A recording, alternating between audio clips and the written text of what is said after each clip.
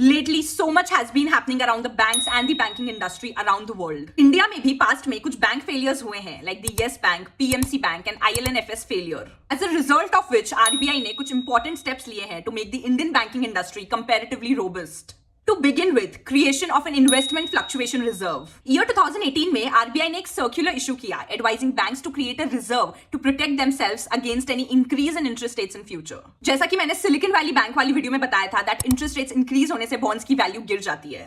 सब banks को इस investment fluctuation reserve में at least 2% maintain करना पड़ेगा of the held for trading and available for sale portfolio. And जब तक 2% नहीं हो जाता, बैंक को अपने सारे प्रॉफिट्स आफ्टर मैंडेटरी एप्रोप्रिएशंस इस रिजर्व में ट्रांसफर करने पड़ेंगे. नाउ जब हम बॉन्ड पोर्टफोलियो की बात करते हैं तो बैंक्स इसको 3 कैटेगरीज में क्लासिफाई कर सकती है: held to maturity, available for sale and held for trading. जो अवेलेबल फॉर सेल कैटेगरी है उसको एटलीस्ट क्वार्टरली एंड जो हेल्ड फॉर ट्रेडिंग कैटेगरी है उसको at least monthly mark to market करना पड़ेगा सब बैंक्स को. एंड इफ इन बॉन्ड्स में लॉस होता है due to rise in interest rates तो वो loss investment fluctuation reserve absorb कर लेगा.